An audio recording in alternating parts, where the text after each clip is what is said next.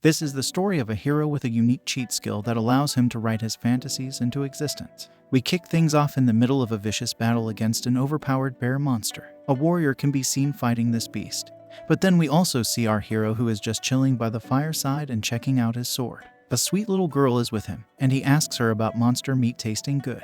The warrior fighting the bear monster is having a hard time, so he tells our hero that he needs to help him out. His name is also revealed to be Hiro Okamura, also known as Oka, and he decides to stop chilling in order to get some new meat. Oka laments the fact that he has to fight such ugly beasts, but at the end of the day, it's for yummy meat, so he decides to take matters into his own hands. He ends up using something called word magic, which adversely affects the monster. Basically, Oka is a loner boy brought to another world, and he is straying away from the path of a hero. It doesn't take long for him to defeat the bear monster, and it collapses to the ground, ready to be harvested for its meat. It's a rather odd form of magic that Oka possesses, but the warrior is glad that they were able to take down the bear monster. He tells Oka that the previous beast they fought had also ended up the exact same way, but our hero couldn't care less about it. He tells the warrior to hurry up and cook the meat, which makes him upset because he's being treated like some kind of slave.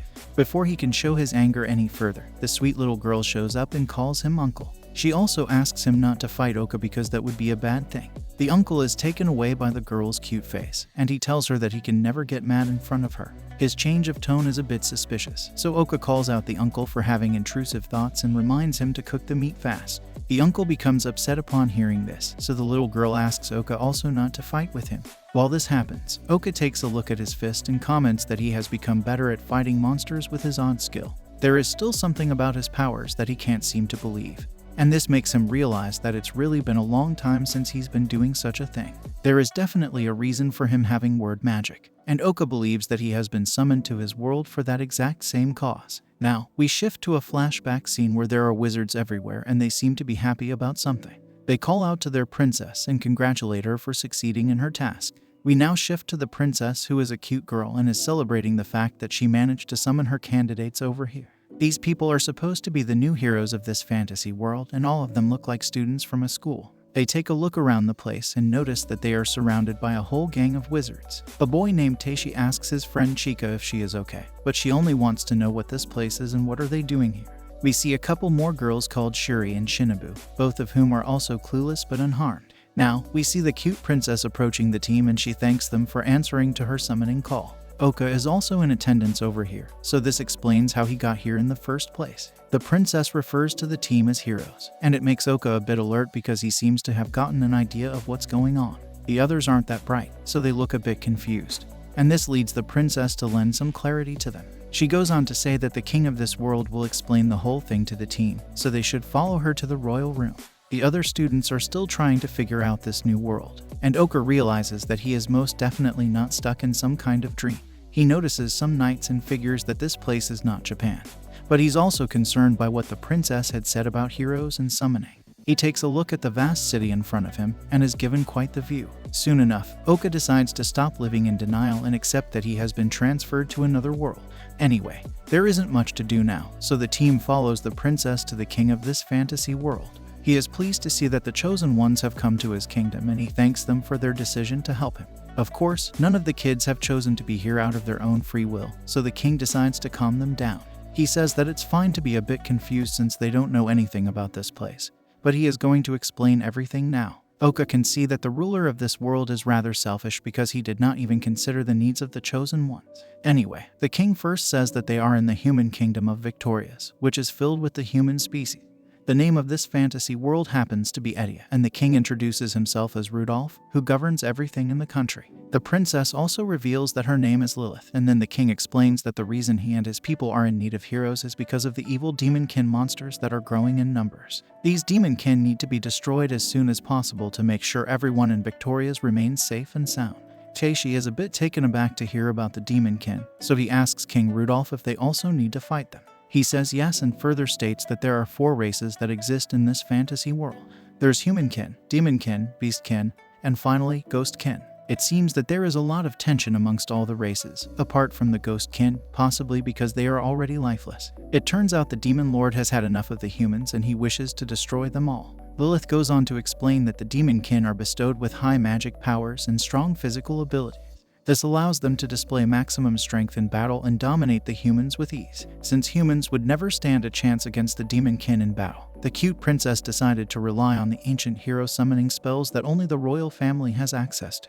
Lilith further states that humans do not have a very high magical power, so there are risks involved with using such a spell. However, she is glad that the whole thing was a success this time, and even the king holds his hands in celebration. The kids pay special attention to the part where they mentioned that this time was a success, so they want to know what that means. King Rudolph goes on to say that he has 3 daughters, or rather, he had 3 daughters before this. The other 2 daughters had also tried this summoning spell, but one of them ended up losing her life and the other one is still in a coma, so for Lilith to have succeeded in her first attempt was nothing short of a miracle. Oka can't believe what he is hearing because what kind of father would sacrifice his own daughters in such a manner? Teishi tells the king that he understands the mission and is ready to fight for the people of this country. He believes that he and the team will be able to keep the people safe as long as they just deal with the demon kin. And the king is more than happy to hear this. He also says that as per the holy documents, all 4 heroes are here. However, there are not 4, but 5 students if we are also including Oka. The king only just realizes the difference in number, but Lilith says that since all of them were summoned, then they should all be heroes. Rudolph wants to clarify this, so he tells the kids that they should be able to see their status levels in their mind.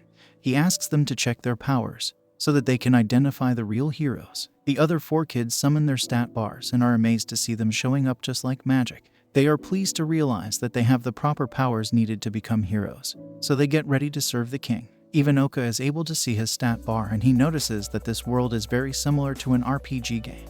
The princess further explains that the words written on their stat bars are as per the languages of their own world. The same logic also applies to the chat they are having now, which means that the whole thing is on auto-translate. Now, the king looks at Oka and asks him how he got here, since he clearly does not look like he belongs to the hero squad. He simply says that he is not a hero and only his name sounds like the word. This comes as a shock to King Rudolph, because if he is not a hero, then what could he be?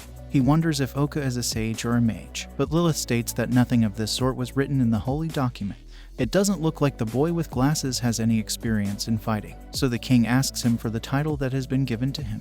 Oka strikes an epic pose almost as if he is going to say something legendary, but he only reveals that his title is that of an innocent bystander. Neither Lilith nor the king are able to get what this means, but Teishi seems to have an idea about Oka's title. This is because as per his memory, Oka had walked into the classroom randomly back on Earth when Teishi and the girls were having a chat. Oka goes on to explain that he is just a normal boy who got mixed up with the chosen ones. The way in which he refers to the other students makes Chika angry, so she lashes out at him for speaking in such a rude fashion.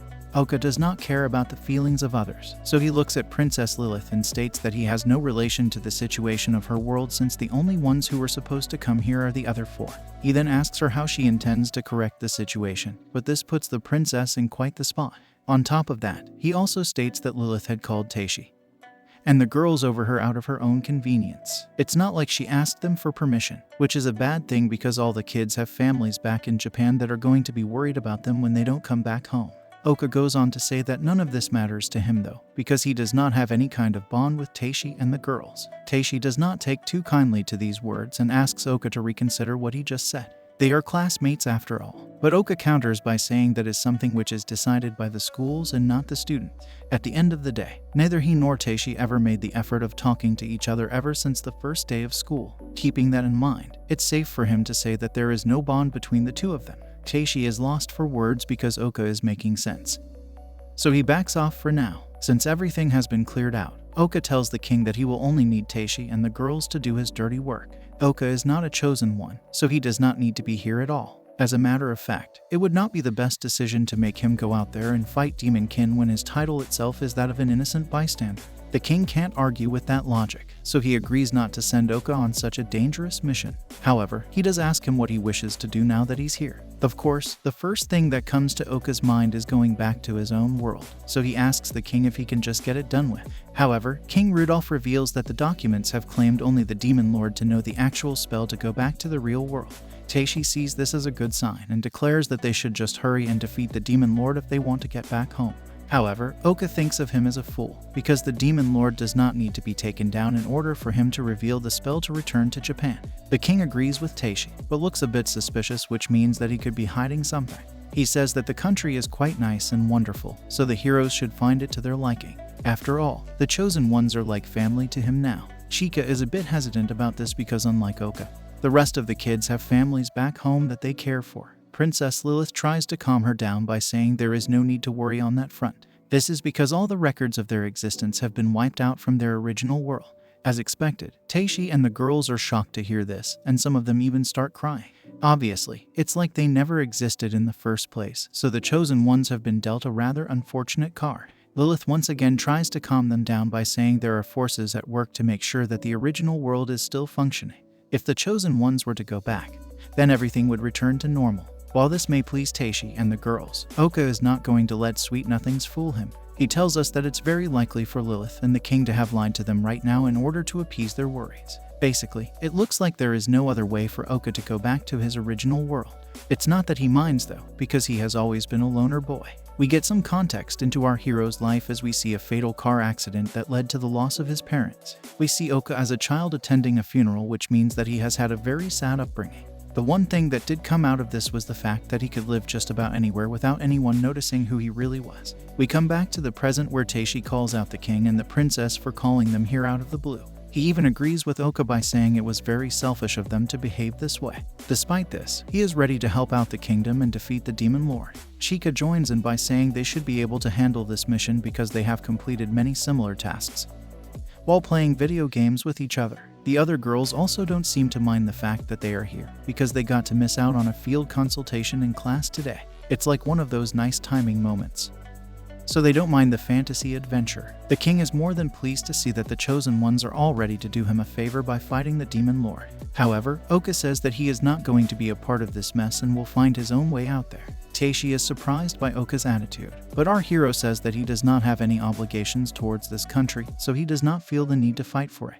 After all, he is not a chosen one like the others, but it's not like he can do anything about it since he was called here against his will. Lilith feels guilty about this, but Oka goes on to say that Victoria's is very different from Japan, so he is going to explore it. He asks the king if he can spend his time here in whichever way he'd like, and Rudolph says yes because he can't really argue with Oka. With that, our hero says goodbye to all the others, but Teishi stops him by calling out his name and questioning his sense of duty as a man. He even holds onto our hero's hand and says that the people of this world are bowing their heads down to them. If they are being so nice, then Teishi feels that Oka should feel like helping them out during their time of need. However, our hero has no intention of doing so and he shrugs Teishi's hand off him, much to his dismay. Shiki tells Teishi not to bother too much with Oka because they won't be needing him for their mission anyway. They then look at the other girls and ask them what they feel about this. It comes as no surprise that they are not too keen on having Oka in their side because he doesn't really matter. Teishi comments that this world is like an RPG game, but at the same time, it is real life as well. The girls tell him that Oka will basically be putting his life at risk if he were to be a part of the mission. It does not make sense if he is just an ordinary person because he will not have the power to defend himself if push comes to shove. Since the rest of them are all heroes, it should not be a problem for them, so the girls ask Teishi to consider how Oka feels. Teishi finally comes to his senses and admits that Oka is doing the right thing here. He decides to carry on with the mission by only using the 4 chosen ones, and this is our hero's cue to leave. He wishes the others all the best and walks away. But then Princess Lilith comes up to him and says sorry for what she has done. Oka doesn't care about such things, so he tells her not to worry about it. Now, he finally walks away from the royal room and into the new fantasy world that will be his new home. The country of Victoria's does look like it's busy, as can be seen in the marketplace where people are in high spirits and numbers. Our hero finds himself in the middle of this crowd, and he's standing out due to the clothes he's wearing. He figures that for him to be able to get used to this world, he will need to dive into the fundamentals of RPG games. He decides to gain as much information as he can, so he opens his stat bar again to check for powers. He notices that there is a section called Word Magic, but he has no idea what that means. He also does not know why there is no kind of special magic that has been attributed to him, but these things are going to take time, so he will probably get the hang of it little by little. Of course, this area is vast, so he has his task cut out for him, but the main priority right now is to earn money. Oka goes through all the different ways to earn money in an RPG game, and the first option is to search through the shelves of other people's homes. However, that sounds dangerous, and Oka does not want to get caught, so he looks for another option. There is another way, which is to defeat monsters for money, but that may be asking too much from a solo traveler. There's also the option to complete quests. and earn money, so Oka figures that he needs to join a guild. Even so, it's not like Oka would know if there is a guild in a world like this, but then he notices a fortune teller sitting right next to him. This person looks a bit shady and asks Oka if he would like to try one session. Our hero doesn't want to test his luck so soon, which is why he walks away. He tries to say that he does not have any money, but the fortune teller continues to smile in a shady manner. She tells Oka that there is something that he would like to know from her, and this makes our hero a bit interested. He pauses in front of the fortune teller, who starts to laugh, and then he asks Oka if he is not from this world.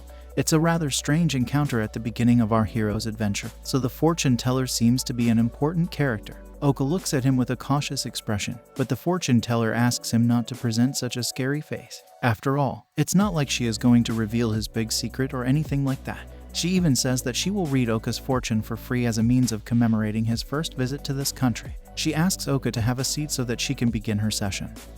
But our hero is not too keen on doing this. However, at the same time, he knows that the fortune teller was able to correctly guess that he is from another world. This old lady may be able to give him a good lead, and on top of that, if her fortune telling is some kind of hidden magic, then it's all the more reason for Oka to pay close attention.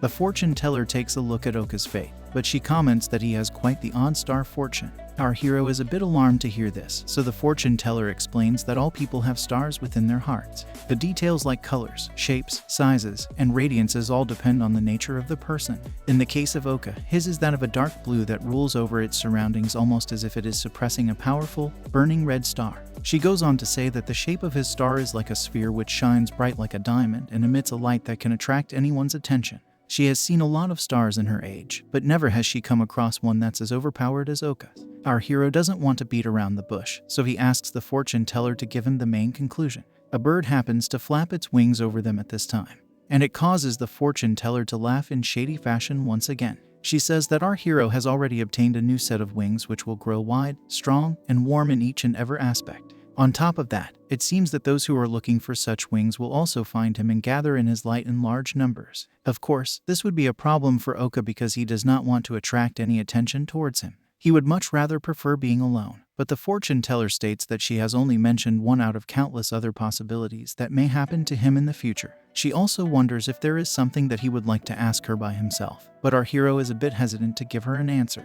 The fortune teller figures that Oka comes from a world where magic is not a thing, and she finds it very interesting.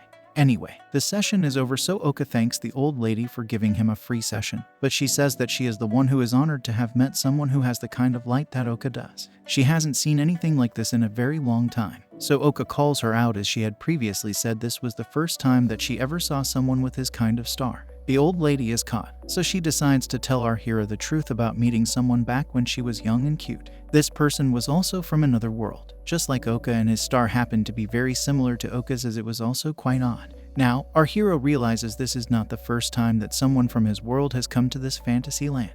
The fortune teller says that she is here if he ever wishes to speak to her again, but reminds Oka that he will have to pay her the next time onwards. Our hero calls the old lady a shrewd person, but then he remembers one more thing that he needs to ask her, so he requests the fortune teller to answer his question for free. She says that Oka is quite the shrewd one himself, and then he asks her if there are any guilds in this world. He gets his answer, which is yes, and then he heads over to one of these guilds. Oka checks out the vibe and comments that the world is indeed like a proper RPG game. The cute reception girl comes up to Oka and thanks him for waiting. She then gives him his guild card as he has requested for a quest, but she also has to tell him the rules. There are certain precautions that must be considered before taking up a quest, so Oka listens with caution.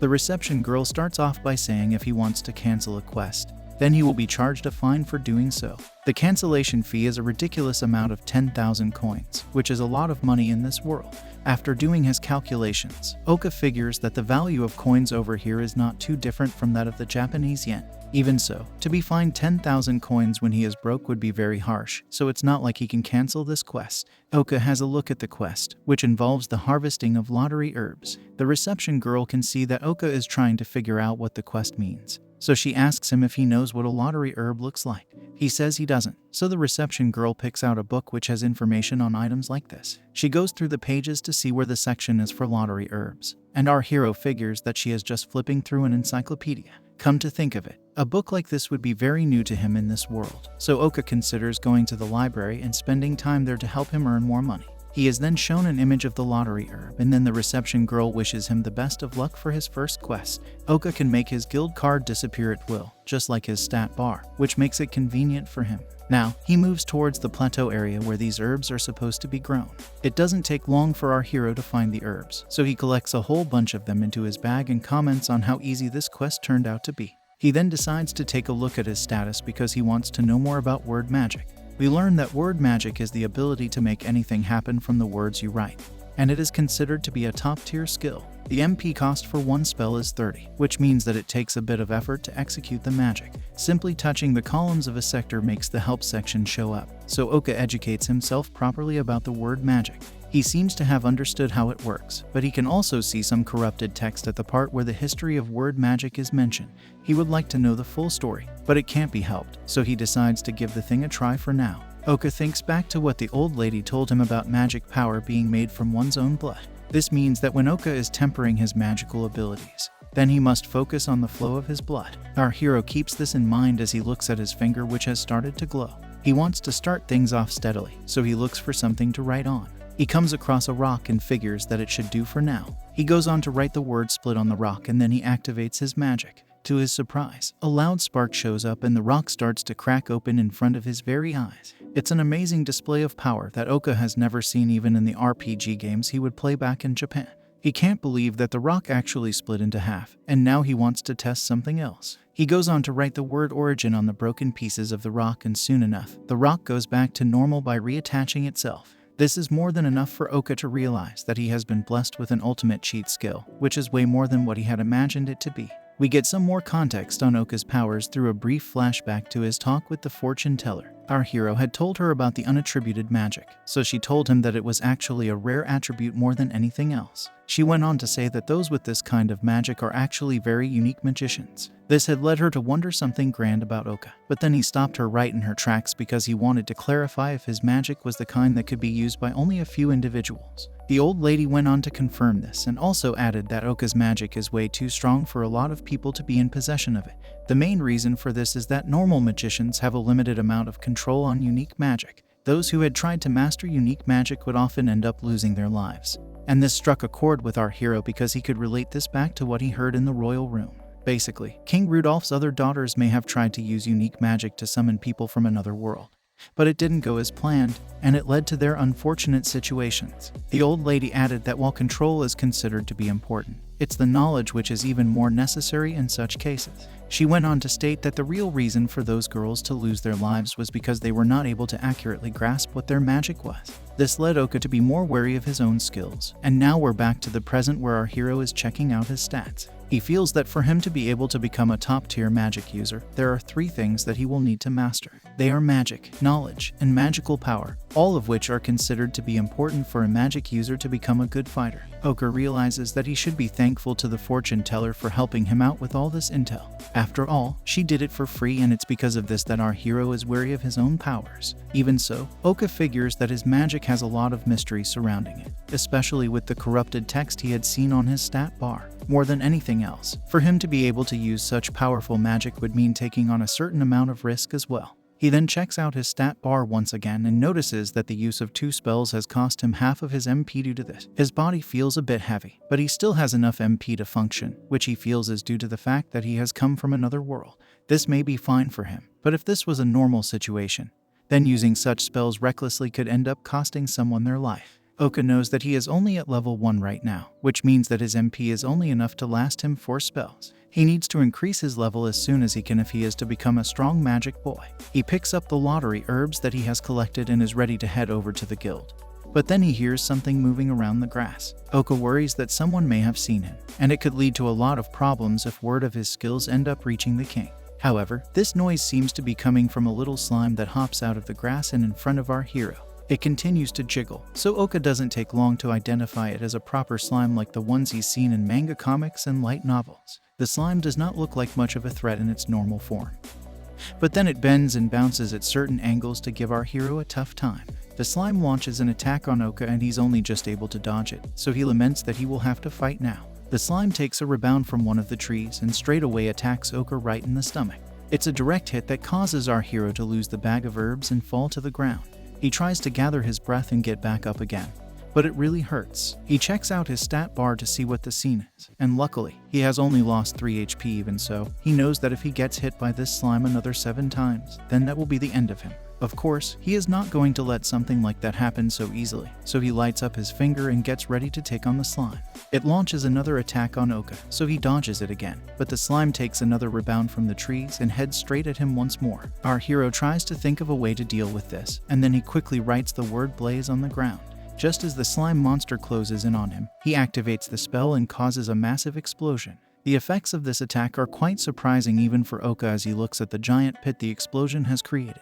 There is nothing left of the slime, so our hero is relieved to have won his first battle. He notices that his spells can create something out of nothing, which means that he has gotten his hands on something truly incredible. He also checked the range from where he wrote the word onto the ground, so he'd like to get back to exploring this as soon as he can. He then takes a look at his stat bar and notices that his experience has gone up from 1 to 2. This is good, but Oka figures he should try to defeat such puny beasts without having to use his magic next time. Our hero's first win with word magic comes against a slime, but there are all kinds of monsters that will be awaiting him in the future. Oka goes on to get his reward from the reception girl for completing his quest, and he also notices that girls like her in this guild are very cute. His intrusive thoughts start to kick in, but the first order is to have some food, so Oka goes to a restaurant and helps himself to a nice meal. Our hero gets excited when his meal is finally presented to him because the name of addictive seafood noodles has a certain ring to it. Oka takes a bite to see if it's worth the hype, and he is instantly floored by the taste. As a matter of fact, he is so taken away by the noodles that it feels as if he is already in the sea with the animals that were used to make this meal. The broth has a lot of seafood in it, but even then, it goes down Oka's throat smoothly and quickly. The soup is already perfect in itself, but our hero also wants to know how the noodles match up. He can notice that there is something kneaded into the noodles, so he takes a bite to see what's up. The taste of the noodles makes it feel as if he is kissing a fish, which means that there is mashed fish kneaded into the noodles. Oka is hit with a wave of freshness and tastiness as he continues to enjoy his meal to the fullest. These are indeed seafood noodles of the highest quality, and the meal is just as addictive as the name suggests. Oka quickly finishes his food and takes a look at the bill, but is surprised to see that it only costs around 450 coins for the dish. That's quite cheap for food of this quality, so Oka thinks about having a few more servings of the same meal. However, he remembers that he needs to maintain his budget, especially because of the money he has just made from the lottery herbs. He can keep earning money this way to feed himself and then use the savings for other expenses. With that, Oka leaves the restaurant after saying goodbye, but he will most definitely be visiting it again soon. Now that he has eaten some food, his body feels a lot lighter and his status has fully recovered as well. Oka comments that food is the truest sense of justice that one can enjoy, and then he decides to look for a place to stay the night. He's had a pretty eventful day, so he figures that from tomorrow, he is going to make as much money as he can while also raising his level to become a better magic boy. The night passes by, and now we find our hero in the middle of the woods from the morning itself. He takes down some more slime monsters with ease and he doesn't even need to use his magic this time. His stat bar vibrates, so he checks it out to see that he has reached level 3 already. This is a good sign for Oka because he has been able to level up without much of a hassle. The only problem is that he has been dealing with slimes for a while now, and the goblins that he needs to hunt down are not showing up. What he does not realize is that there is something watching him from behind one of the trees, and soon enough, it launches at him with aggressive intent. Oka is only looking at his weapon for now, and he states that even though he's getting used to it, he's still getting bored due to the same activity over and over again. That's when he notices that he is under attack, so he dodges the onslaught at the very last moment. It's a close call, and then Oka comments that the goblin he's been looking for has finally shown up. The beast looks angry and ready to attack, but that does not faze our hero as he simply says that he is going to take its life.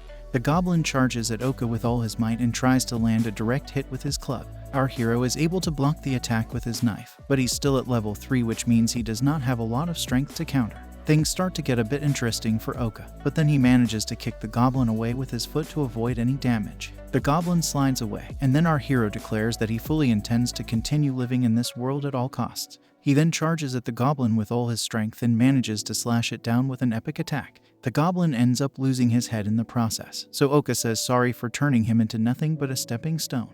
This is a nice sign of progress for our hero, but he is not too pleased with the way things have gone. This is because an entire army of goblins have now appeared after listening to all the battle noises from earlier. This is not a favorable position for Oka, but he is actually looking forward to this as he activates his finger and decides to test out something new. He uses the word needle and activates it to launch a massive barrage of needle attacks onto the goblin army. It's a rather savage assault as the needle pierces through a ton of goblins at the same time. This causes them to back off for a bit because they are dealing with a smart operator. The remaining goblins decide to circle around Oka in order to attack him from all angles. However, our hero seems to have predicted this situation, so he has no problem in dealing with it. He decides to activate his word magic once again, and this time he chooses to use the word extend. This allows his knife to turn into an ultimate sword that slashes through all the goblins around him. It doesn't take long for Oka to get done with this army, and by the end of it, he is standing in the middle of multiple corpses. He laments that such training activities can be mentally draining because he is still an assassin for what he has done. It does not matter that he has taken the lives of dangerous monsters, because he has gotten used to the act of killing. Oka did not feel this way when he was attacking slimes, probably because they just look like tiny balls. Goblins are more humanoid, which is why reality is starting to hit our hero pretty hard. He does find this odd because he was always a detached sort of person. But he doesn't have much time to think because he hears some more noises creeping up from behind. It looks like there are still a few more goblins who had managed to hide while Oka was unleashing his powers. He might be tired, but our hero doesn't seem to have any issue with this at all. As a matter of fact, he says that he just needs to keep at it until he gets used to the feeling of killing monsters for a living. He takes out his knife once again and tells the goblins to come at him for as long as it's needed for him to get used to it. Soon enough, Oka is back at the guild and he gives a whole bag full of goblin fangs to the reception girl. He tells her that he has 22 goblin fingers in the bag, and it shocks the reception girl to see that our hero is capable of hunting down so many beasts.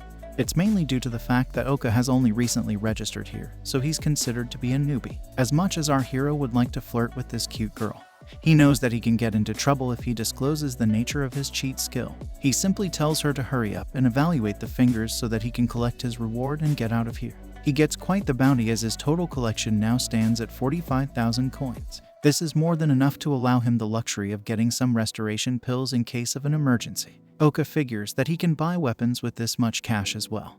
And then we learn that if he uses the word clean, then all his clothes and even his body will become nice and fresh as if they were never dirty in the first place. This is rather convenient because he can look as good as new even if he is getting covered in blood from all the battles he's getting into. The power he possesses does seem to be god tier stuff, and there is no limit to what Oka can do in this fantasy world. Now, he thinks of the quests he will be needed to do the next day because it's about time for him to upgrade from slimes and goblins. If our hero is going to face off against even more powerful monsters, then he will need to have some safety measures in place. Things start to get really interesting for Oka as he gets new weapons, explores more quests, learns more information, fights powerful monsters, and collects heaps of coins from the cute reception girl. Our hero continues to raise his level beyond 10 and he finally reaches rank E, much to the surprise of the reception girls. They both comment on how this is amazing, especially because Oka was able to accomplish all of this in just 1 week. The main reception girl acts proud and says that our hero is a rising star, but the other girl does not understand why she is being so happy about it as if she was the one who trained him. Oka can't let his intrusive thoughts get in the way of his mission, so he walks away like a Chad boy. The girls notice that Oka has left without even looking at them, so they think he's very cool for doing so. They want to know where he has come from because his clothes are rather odd and they don't look like they're from around here. This raises a unique kind of issue for our hero because if he is to continue with his work over here in Victorious, then it won't be long before King Rudolph hears about it. He even imagines the king something along the lines of him being strong enough to join the hero squad, so he should leave everything behind and hunt down the demon lord, since he does not want to let it get to such a stage. Oka decides that he will leave the country tomorrow and carry on with his adventures in another city. As he walks by the common folk, he is made to deal with a lot of stares, which makes him realize that a school uniform is not a common sight in this world. There's also the matter of having protective gear for safety, so Oka figures that he must visit a shop before leaving. The next morning, we see our hero dressed up in some nice attire that suits the look and feel of this fantasy world. Now that he's completely settled into this new life, Oka thinks of the next place to visit. He walks his way into a village called Ains, and since it is a long way from the border of Victorious, it makes sense for Oka to spend the night here. We also get to see that our hero is now at level 18, and his stats have increased by a lot since we last saw him in battle. As he walks through the village, he can see that the people are not too friendly and they simply walk into their houses upon noticing a stranger. This is not a good sign for him. And then he hears a voice calling out from behind. It's a sweet little girl who tries to act tough by asking if he is an adventurer. Oka just takes one look at her and turns his back so that he can continue on his journey. The girl is insulted by this and she tells him not to ignore her in such a savage manner. Our hero asks her what she wants from him, but also calls her a brat, which ticks her off. This girl continues to follow Oka through the village because she wants to know what he's doing here. He continues to ignore the brat girl and says that he has nothing to do with someone like her. The girl does not like the way he is speaking to her, but Oka only makes it worse by calling her a brat 3 times in the same sentence. This is not helping her patience, so she tells him that he's being too mean to her. The girl then goes on to say that Oka is calling her a brat with such calmness even though she has told him multiple times not to do so. This becomes too much for her to take, so she cries out that adventurers are a bunch of meanies. She even goes on to say that people like Oka are nothing but losers, so our hero walks up to her and calls her a brat once more. He then strikes a pose and tells her not to lump him in with other people because it is not very nice. He is his own person after all, and prefers to be treated as one. His words cause the girl to flinch, but then she calms down and asks him if he is going to sham this village. Oka is confused to hear this because he would never do such a thing, but then he hears a loud crash and notices a man flying out of the door. He is being bullied by some goons who don't look like they are messing around. There's a thin bully with a sword who dares the man to repeat what he just said if he wants to be ended. Behind the thin bully is a fat bully who looks like he can eat 10 thin bullies at the same time. Oka wonders if this is a fight, but the girl says that these bullies are actually adventurers who have come here recently to have their way. She continues by saying these bullies eat food for free and take whatever they want without any care in the world. Oka now gets why she had asked him that question before, but instead of helping out, he decides to walk away, much to her dismay. The girl asks him to wait because she can see that he has a weapon on him, which can be used to help out the village. She asks our hero for his help, but he refuses without even hesitating. The girl is shocked by his behavior, but Oka says she should not expect anything from him. He declares that he may be an adventurer who can fight, but he is by no means a hero, so he does not have any sense of justice. He tells the girl to go look for someone who is willing to do this job for free, but she does not like the tone with which he is saying this. That's when her dad shows up and we learn that her name is Coco. He tells her that what Oka is saying is true, because only heroes work for free and they are the kind to be found in fairy tales, which means they don't exist. Our hero agrees with the dad and says that the problem they are facing is something that needs the military to step in. The dad explains that there are a lot of people who want to do that, but are unable to because of the bullies stealing the title deed. Due to this, the public can't even lay a finger on them, so they are free to do as they please. This does not affect our hero even one bit, as he says that the village folk can only blame themselves for allowing such a thing to happen. It's a simple case of cleaning your own mess, but Coco doesn't want him to be this way. She asks Oka for his help once again, but he's not going to be swayed by her innocent words. He asks her if she is ready to pay him for his services, and this makes the brat girl shocked to her core. She has had enough of this chat, so she figures she is going to fight the bullies all by herself. Coco runs towards the scene in anger and her dad tries to stop her, but his injury simply makes him fall flat on the floor. This is not looking good, because the bullies don't look like they'll even spare a child like Coco. Her dad asks our hero if he is willing to help them out if they pay him, and then we see the bullies in action. The fat bully continues to eat, so the thin bully asks him how much more time he is going to take. The fat bully only says that he will keep eating till the food runs out, so the thin bully asks him to make it quick. That's when a pebble hits his face and he sees Coco standing from a distance. She calls the thin bully a spiky beanpole, and the fat bully a bald chubby, both of which are pretty nasty insults. Coco also calls them idiots, but the thin bully has had enough, so he readies his sword to attack her. Even he calls her a brat, which makes her further agitated, but she can't do anything to fight him. The thin bully is about to slash Coco, and things are not looking good for her. But then an elongated sword stops the attack in absurd fashion. The thin bully has no idea what just happened to him, and even Coco is trying to make sense out of the situation, but then she notices that the one who has saved her is none other than Oka. He calls Coco a brat and tells her to come towards him while he smacks the thin bully. The sword now comes back to its normal size, and Oka states that using the word extend on his weapon is really useful. Coco asks him why he changed his mind,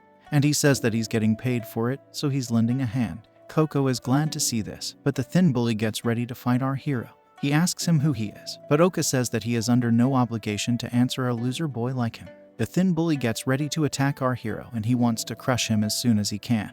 But Oka is too quick for him, so he gets under the thin bully within the blink of an eye. The thin bully is amazed to see this speed, and just like that, Oka slashes him down with just one strike. The thin bully doesn't get up, so our hero comments that he was nothing special at all. Coco wonders if Oka has taken his life, but he confirms that he has only knocked him out. That's when the fat bully shows up after having eaten everything in his path. He takes a look at the thin bully, who also happens to be his bro. The fat bully is shocked to see him on the floor like this, but Oka doesn't give him a chance to think and charges at him instantly. He strikes the fat bully with a slash and tells him to keep his questions to himself. However, it looks like he is wearing some kind of protective gear, which is why nothing happens to him. The fat bully sees what has been done to him and he starts crying about his clothes being ruined. He proceeds to rip them off and he calls out Oka for ruining his attire. Our hero is confident that he will finish off the fat bully, who now takes out his massive sword and threatens to turn him into minced meat. Oka simply tells him to stuff it and also calls him bald chubby, just like Coco. The word chubby seems to trigger the fat bully, so he charges at Oka with all his might and swings his giant sword. Our hero dodges it with ease and lands a blow on his opponent's leg, but that doesn't seem to do any damage. That's when Oka realizes that the bald chubby is wearing full body armor. The fat bully attacks Oka with his fist and manages to create a massive hole in the ground. However, there is no sign of our hero, so the fat bully wonders where he could have gone. As expected, he is right behind him and he continues to taunt his enemy by calling him bald chubby once more. This upsets him, so he walks up to Oka and tells him to stay still so that he can beat him down. Of course, before he can do anything of the sort, Oka activates his word magic and then the fat bully starts to feel something sizzle. This is because our hero put the word heat on the body armor when his opponent wasn't looking, and now he's turning into a medium rare state. The fat bully rolls around in pain and Coco wonders where all this heat is coming from, but Oka refuses to answer her. He then uses the word harden on his fist and proceeds to land a finisher blow on the fat bully. It's a direct hit that smashes him to the ground, so it's safe to say that Oka has come out on top. The fat bully is unable to move, and then the other village folks step out of their homes to see what has gone down. The sight of the defeated bullies makes them cheer for our hero because he has taken care of some menacing people. Oka can feel his stat bar leveling up, which makes him realize that defeating people like these bullies will also help him gain experience and raise his level. Coco's dad walks up to him and says that he is an amazing fighter, but Oka believes that his enemies were just too weak to begin with. The dad clarifies that the people he's just defeated are called the Hario's brothers, and they are known to be very skilled villains. At this moment, Oka makes an odd face which confuses the dad, but then we see that Coco is punching him from behind. She scolds our hero because if he was so strong, then he should have helped her right from the start. However, he tells her that he does not do anything for free, and the only reason he helped out right now was because Coco's dad came to him with a request. He then proceeds to gently smack Coco on the top of her head and says that his gesture was just a one-time thing. Now, the dad comes to Oka and confirms that he wants some books and delicious food as a reward for helping out. Before giving them over, he asks our hero if he would like to come over to his shop. Oka agrees to do so, and he is surprised to see that the dad owns a weapons store with enough ammunition to take down demons.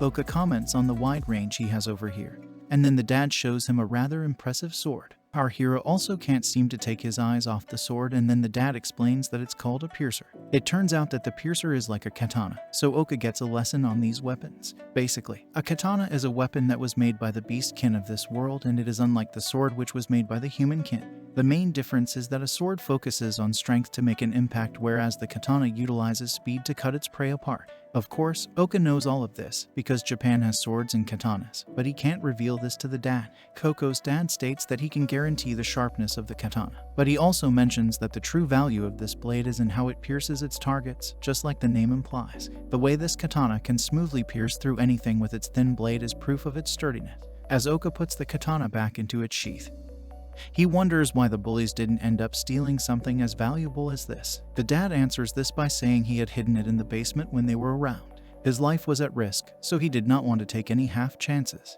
Oka notes that the katana looks very different from all the other goods that he's selling, so the dad states that he was thinking of keeping it as an heirloom. This comes as a surprise to our hero, so he asks if it's alright for him to take such an important item. The dad admits that it's a bit regrettable, but it would be much better for someone like our hero to have the katana rather than him, since he's already so badly injured. The dad truly feels this way, but Oka tells him that he's giving him way too much credit. After all, he did not want to take down those bullies due to the kindness of his heart. Even then, the dad suggests some kind of alternative, and then we see Coco waiting for Oka outside the shop. Our hero steps out and is ready to leave, but then Coco calls out to him, so he asks her what she wants. Just as he calls her a brat once again, she throws a small pouch at him, which is filled with some kind of reward. Oka opens the pouch and finds some crumbled chunks inside it. He tries to figure out what it is, and then Coco says that it's the compensation that he had asked for. She blushes while she says this, so he figures that the reward is supposed to be a cookie. He doesn't even hesitate for a bit before biting into the cookie, and it shocks Coco, because she was expecting him to ask a question. Anyway, she asks him if he likes the cookie and he says that he actually prefers this kind of reward. However, he calls Coco a brat once again and she acts angry but cute because she hates being called that. Her cries are ignored by our hero once again as he continues to munch on the cookie. But it looks like he has also come to care for Coco. She then points at Oka and asks him for his name because he still hasn't given it to her. Our hero strikes a pose and announces his full name to Coco, so it looks like a scenic moment. Since his full name is Hiro Akamura, Coco mishears it as the word hero. She blushes some more because she looks at Oka as her idol, but she does not want him to know this, so she runs away after calling him hero. Now, it's nighttime and Oka is checking out his stat bar to see how far he's come along. He notices that he has gained 2 levels, which means that it was a good thing for him to fight the bullies. It's also incredible to see how much his stats have increased after today's events. But the Oka notices something odd. It's a new title called Awakened One, which is an enhancement for a world traveler. Basically, this is an addition that is given to someone when they reach level 20. From now on, each and every instance of increasing a level will come with some kind of bonus. Oka wonders if this is because of his new change in title and is grateful for being a world traveler. After all, he is getting all of these benefits even though he is not a hero. He then checks out his new skills and finds a new magic ability called air writing. This makes him curious, because the ability means that he can write words in the air. Oka tries it out by using the word float, and then he fires it into a flower vase with his glowing finger. It's a rather powerful move as the word sticks to the vase and then it starts to float just like Oka had written. Our hero is amazed to see this because he was able to pull this off even from a long distance. Basically, his ability is just becoming more of a cheat with each passing day. Now, he gets into bed and opens a book that he got from Coco's village, which is basically like an encyclopedia on this world. On top of that, he's also gotten the katana sword and lots of other valuable items from the village. Everything looks good for him, but he abruptly leaves the village the very next day, much to the surprise of Coco and her dad. They are a bit surprised when the inn owner tells them this because they would have imagined Oka would at least say goodbye before going. Coco is upset because she went through the trouble of baking the cookies for our hero again. Her dad says it's fine because Oka will definitely come back again to see them. Coco wipes away her tears of disappointment and then agrees with a bright smile on her face. This is when we learn that the dad switched his heirloom katana with Oka's own weapon. It's time to check up on what's happening in the royal castle now, and we can see the chosen ones in their armor. The lead knight congratulates the team for putting up a good fight even though it has given them all some stiff shoulders. Teishi and the girls are shown to be getting used to the whole hero situation, so they thank the lead knight for coaching them in the best possible way. His name is revealed to be Vale, and he seems to be a good guy from the way he behaves with the chosen ones. Chika says that they have always had a good feel for teamwork, especially because of all the games they used to play back on Earth. They have also found a new challenge in their latest quest, which means that they are getting stronger as well. The girls feel that they should keep up the energy they have right now if they are going to end up defeating the Demon Lord. However, Teishi is on the ground and he laments the fact that he is way too tired to be doing anything right now. The girls call him out for being too relaxed. But then Princess Lilith shows up and says that they are all doing a great job so far. Teishi becomes alert because of the cute princess as she says that it's good to see the team getting more quests as they continue to grow. She then says that the bath has been prepared for the girls, so they rejoice over this. Surely, Teishi would also love to be a part of this, but he will have to stick to his intrusive thoughts for now. We shift to the bath where the girls have a chat with each other while flaunting their curvy bodies. Chika asks Lilith if anything odd has happened recently, and she recalls that she had heard something from her soldiers who were coming back from the border patrol. It's the news of the fat bully and thin bully being captured in the village of Ames. So the girls feel this is good news. Lilith feels the same way, but at the same time, she has a hard time believing what the people in the village had told her men. The girls want to know what this is about, so the princess reveals that the villagers were saved by a hero who was wearing a red cape. What is confusing over here is that the description matches Oka's attitude as they describe the hero to be a man with glasses, black hair, and a lot of arrogance. Shika refuses to believe that someone like Oka would go out there and help people, but she also calls him a lot of mean things in the process. The other girls tell her to calm down, but they also feel that they should know what really happened in the village. They also wonder where Oka might be at this point. And we then shift the scene to the cold mountains of the land. We can see our hero over here, but he is having a hard time with the weather as he keeps sneezing away. He takes a look at his map and states that he is still a long way away from the border. His next target spot is the Torch Mountain Range, so he decides not to waste his time and get on with it. It looks like he has an exciting journey ahead of him, but he starts to grow hungry and curses himself for not taking enough food with him from Ames. Suddenly, Oka comes across some plants that look like fruits. So he immediately walks towards them, hoping to get some food. He wonders if these things are edible, so he plucks out one of the plants, but to his surprise, he sees some kind of ghost vegetable underneath the top. This vegetable panics upon seeing our hero and lets out a hilarious scream. What's worse is that the scream alerts all the nearby monsters in the area, and they come chasing after Oka. Our hero tries to evade them and he realizes that the fruit plant was actually a disaster plant.